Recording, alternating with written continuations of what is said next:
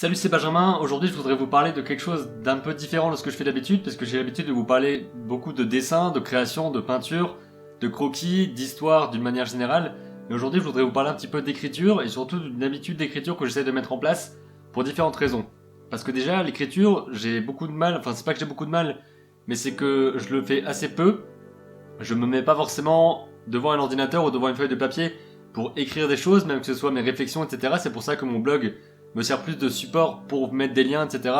plutôt que pour écrire des articles, parce que je m'épanouis beaucoup plus dans la vidéo, dans les vidéos chaque jour que je vous fais. Mais je me suis dit que écrire, ça permet vraiment de faire beaucoup d'autres choses. Ça permet de poser beaucoup plus d'idées. Ça permet aussi de réfléchir aux choses d'une manière différente qu'avec un dessin. Au niveau de la mise en forme de notre dessin, il y a forcément une autre réflexion, alors que le texte, ça va juste être lancer des mots sur une feuille et essayer de construire quelque chose à partir de ce texte justement.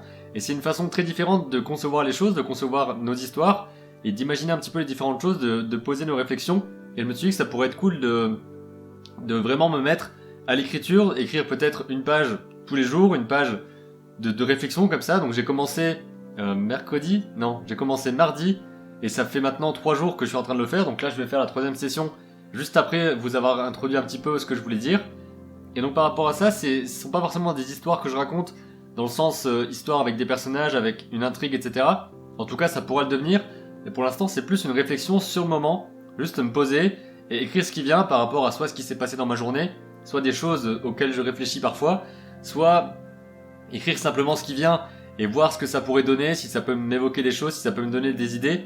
Et surtout, ce que je veux, c'est pas seulement laisser ces textes-là dans mon ordinateur, c'est les publier directement. Parce que dès que j'ai écrit ma première page, j'ai décidé de le mettre sur Medium, c'est-à-dire la plateforme de blog, qui est un petit peu le Facebook du blog si vous voulez, parce que c'est des articles qui vont être très facilement partageables, et vous n'avez pas besoin de construire un blog, de créer un site autour. Vous arrivez dessus, vous postez votre article, qui s'appelle pas un article, mais qui s'appelle une histoire.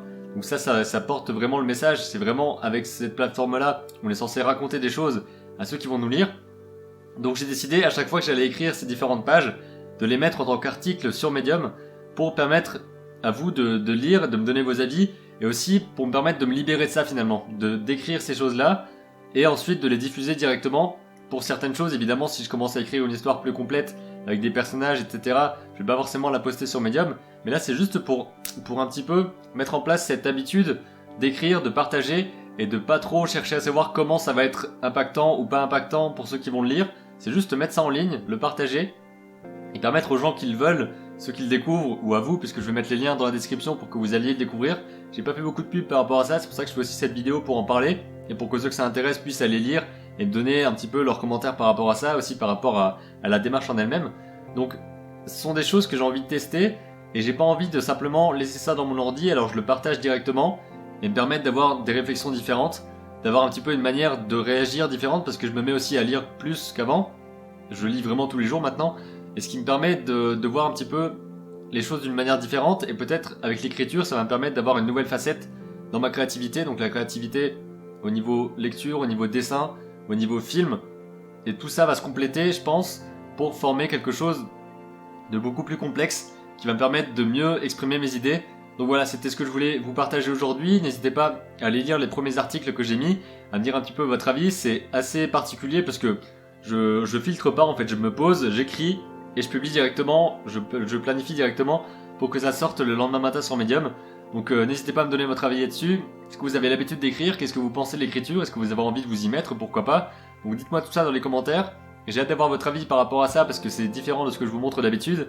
Mais en même temps ça fait toujours partie de créer des images, raconter des histoires. Donc je teste différentes choses et je vous les partage directement au jour le jour, comme d'habitude. On se retrouve demain pour la prochaine vidéo. Créez vos images, racontez vos histoires. Et là je vais m'y mettre.